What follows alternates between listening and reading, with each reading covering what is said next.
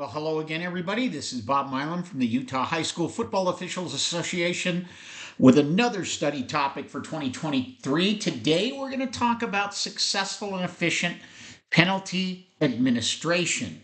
A little bit different topic, one that's not usually covered, but it's one where we're seeing lots of issues cropping up from time to time that occur during games that we need to get better at. So, today's topic is about the administration of penalties.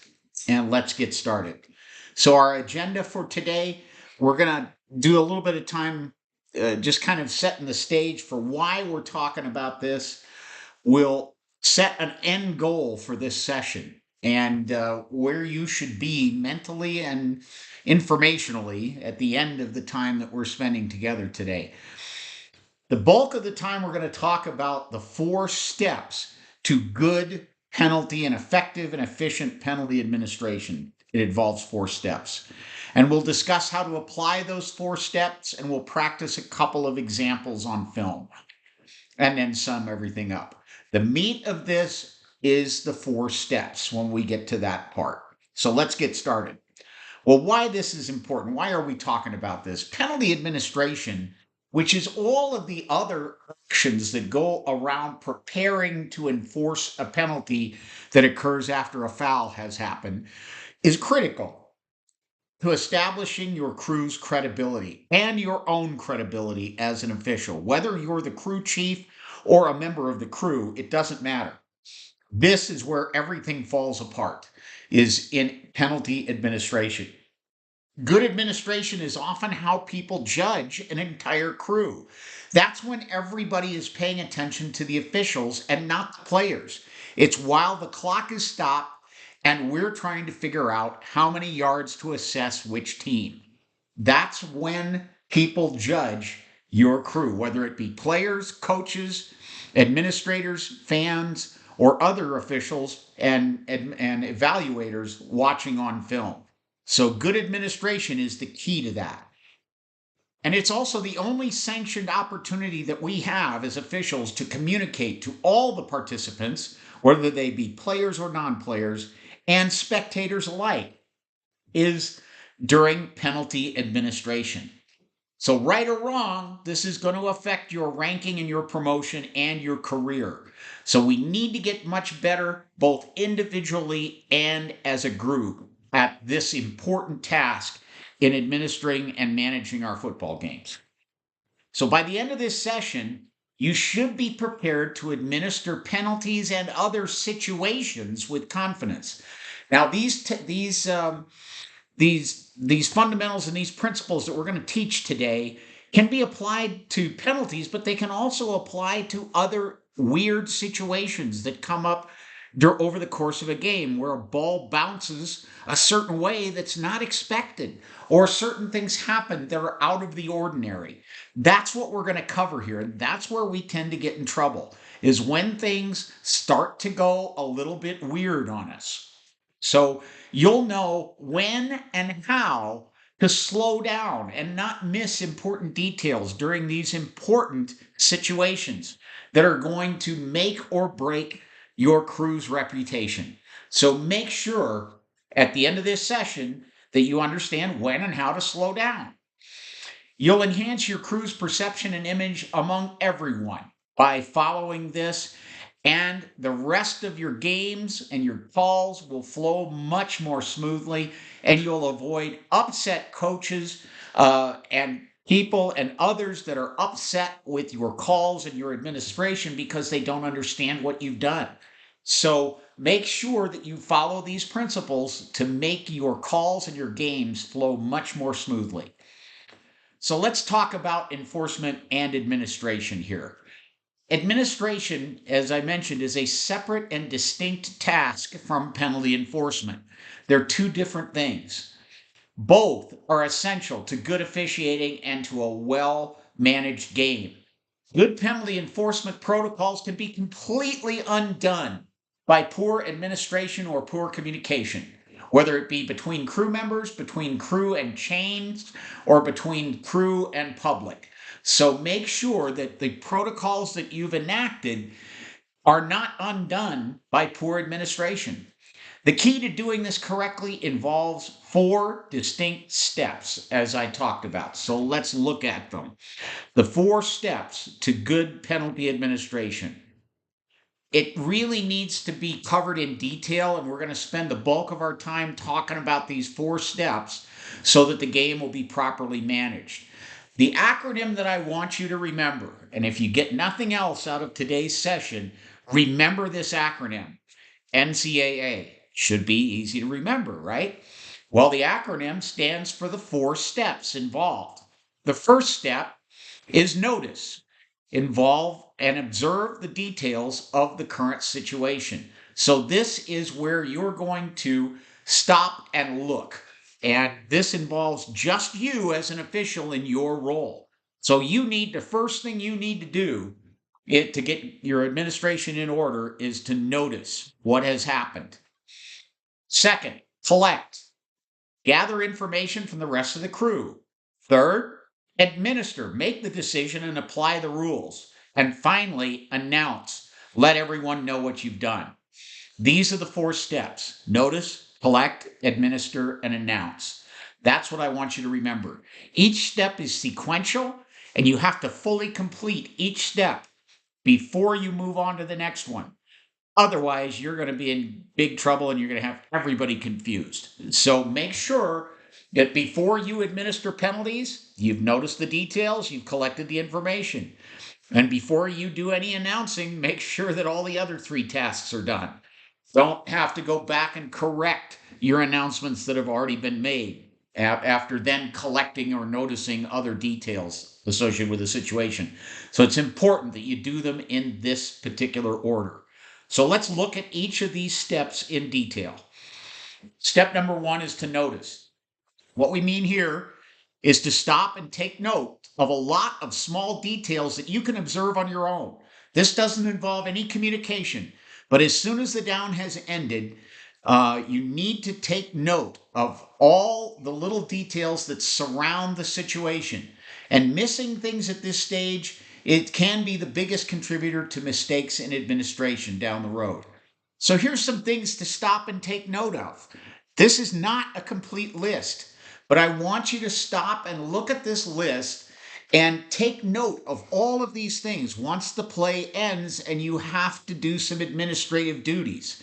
Now, how do you know that you have to take all of these things into account when a penalty happens? Well, one of the best ways to do that is that if you throw a flag during a play and the down ends, make sure you blow your whistle multiple times to make yourself known so that everyone else on your crew has the opportunity to stop and notice what has happened. Where did the clock what's the clock status? What is it, inbounds, out of bounds? Where's the ball? Where's the foul? Where were the beanbags? Where did the run end? What are the coaches doing? What are the players doing? Et cetera, et cetera. Where are your fellow officials? There's a lot of questions to ask that you can notice on your own when a foul occurs. So here's some of them. There's a lot others, I'm sure. And this might be a good point for you to stop the video and talk about this in your association meetings about other things that you could add to this list. And if you would please, after you do that, give me a call with the other things that you've added to the list, and we'll add them into this presentation and video. So that's step 1. Notice all of the details on your own. Step 2 is to collect. And what we mean here is to gather information from the rest of the crew, which you, either as the R or another crew member, may not currently have. These factors are critical to proper administration and good communication so that you understand the whole picture. So here's some things to do. What happened on the play? What fouls occurred? When did they happen? What players are involved? Is there any ejections warranted or any timeout requests or weird things that have happened? Sometimes we have to get this information in order to make the call correctly. A good example of this is the intentional grounding call. The R will not see where the pass lands. He has to rely on the other members of the crew to fill in that information before he can rule whether or not a foul has indeed occurred. So make sure that as an official on the crew that you gather the information you need to either support or wave off the call that you've made.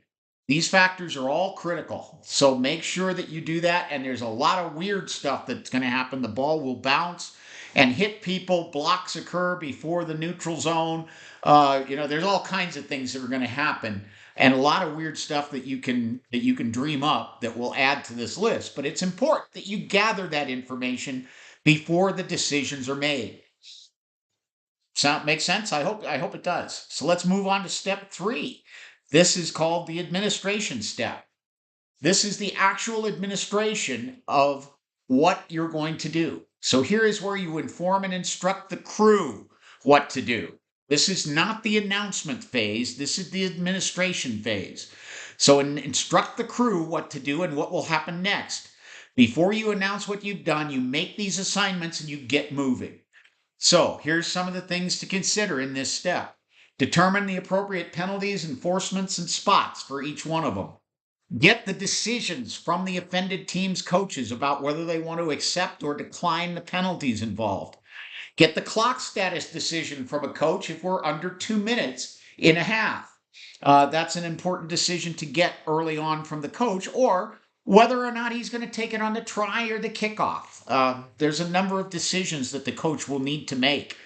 Then assign the crew, somebody on the crew, to go inform both coaches of what the decision is from the crew. Discuss any unusual situations with the coach. Sometimes it warrants stopping the game and going over and explaining what's happened. There's probably 2 to 3 times a game where this is warranted. So make sure that you have discussed the unusual situations with the coach, but don't make a habit of this. Just do it where it's needed. Assign crew members and chain crew to mark off the yardage as appropriate and in the appropriate way, and inform the crew and chains of the next down, distance, and clock status to make sure that they move in proper synchronization. Okay, so these steps here are very important that we get right and we get them moving and done before we make announcements. So if there is an argument from a coach or a discussion with the coach, this is the stage where this needs to happen prior to announcing the penalties involved to the crowd. All right, the final step is the announcement step. This is where you inform and instruct the public about what you've done and what is going to happen next. The announcement should be crisp, decisive, accurate, and brief, but complete. And here's some tips to help you do that. So first, if you're the referee, step to a clear area and come to a full stop. Sometimes this is the back judge if the penalty occurs during a free kick that has to be repeated. So step to a clear area, come to a full stop. Head up. Look directly into the press box. Just ignore the lights. Forget about the lights. You're going to be blinded for a few seconds. Just forget about them. Make sure that the press box can see your face and not just the bill of your hat. Speak clearly and calmly, but loudly. Or if you're mic'd up, speak clearly and calmly and allow a bit of a delay so that they can make sure that your mic is turned on and working. So speak clearly and calmly, be succinct, no extra words. You don't need to add phrases like, "We've got holding." Just simply say, "Holding, offense, 35. Don't say, "We've got holding on number 35. Holding, offense, 35. That's enough. Don't need any extra words. Take a deep breath and compose yourself before you begin speaking. Really important that you're relaxed and you're not nervous or distracted during your announcement. Then, when you begin to talk, announce in this order. First, tell them what's coming, especially if it's something weird that's going to happen. We have 2 fouls on the play. There are fouls on each team. Then, by announcing that, they know to wait before they lose their lunch over what you're going to say.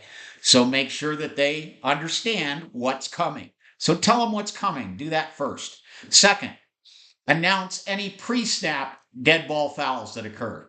False start, number 65, offense. And first, all decline fouls and then live ball fouls come next. And you want to say first the penalty type, then the team, then the number, then any subsequent penalty types, team, and number. So, for example, holding, offense, 65. And the result of the actions to be taken due to these fouls. So, again, holding, offense, 65, 10-yard penalty, replay, first down. Simple and to the point. Then, any post-play dead ball fouls that occur. So you're going to go pre-snap dead ball fouls first.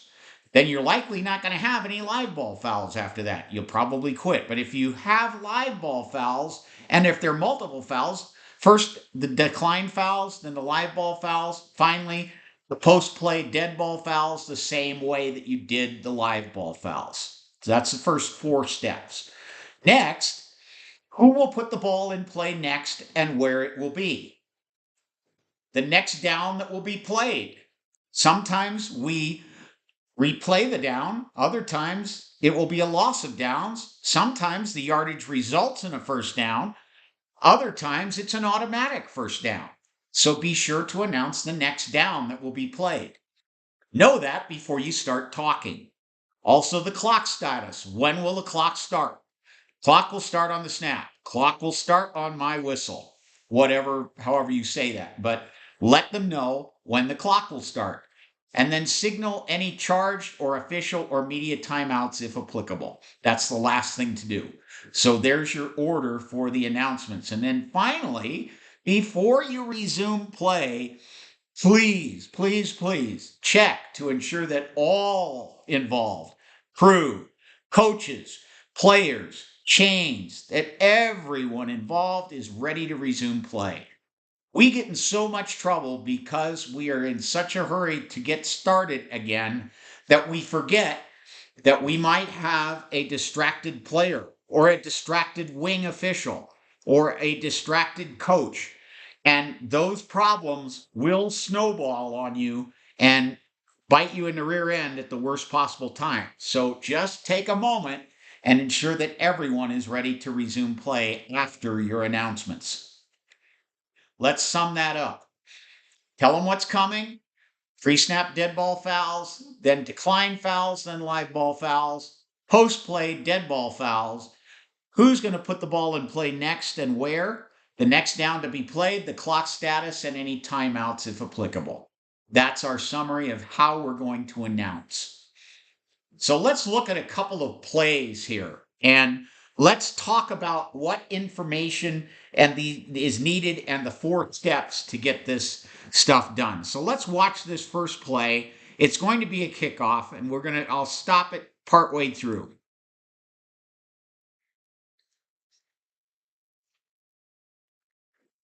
So we line up for the kickoff. It's a short kickoff, and there is a block right there. You see the block by number 4 of the kicking team, and the arrow is highlighting the ball. So, how is this wing official going to see all of this action that's going to happen here?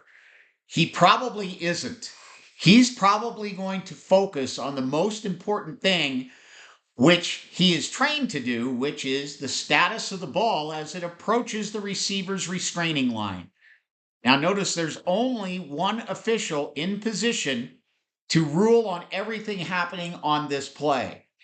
So sometimes that's the case, but sometimes he can get help. Maybe he can get help from the back judge. Maybe he can get help from his umpire who is off to his right.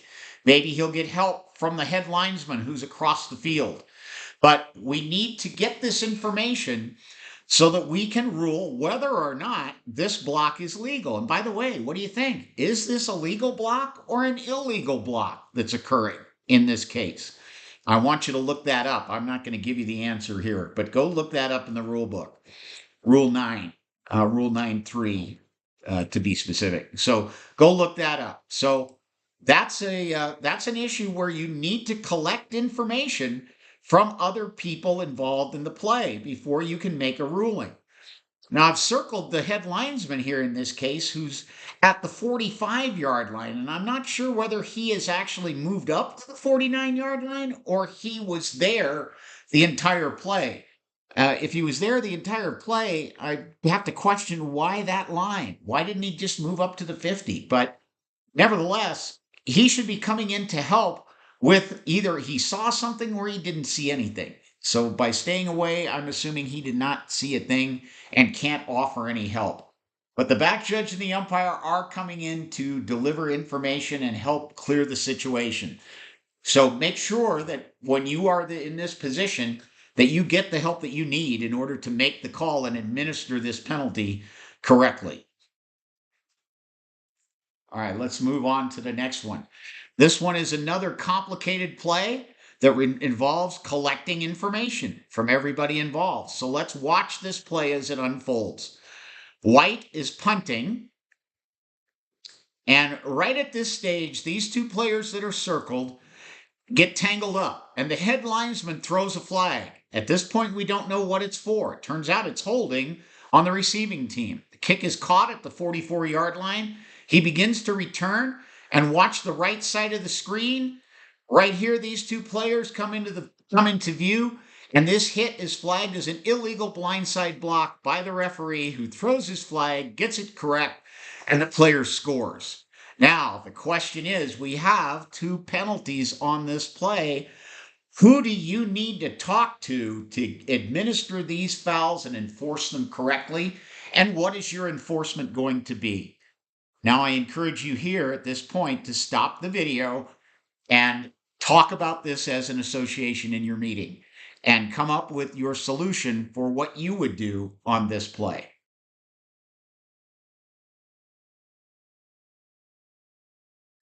All right, let's move ahead. Our summary. In summary, good administration and proper enforcement of penalties are equally important to good administration and good game management. And they'll keep the coaches off of your back if you do both well. There's 4 steps to good administration. Notice all the details at the time of stoppage. Collect vital information from the rest of the crew. Administer the penalties correctly according to the rules. And finally, announce what you've done to all in attendance so that everyone can move on with the game. Take your time to fully complete each step of this process, because each step is sequential and extremely important to your success. Build the image and credibility of you and your crew, and your career and your season will go much, much smoother.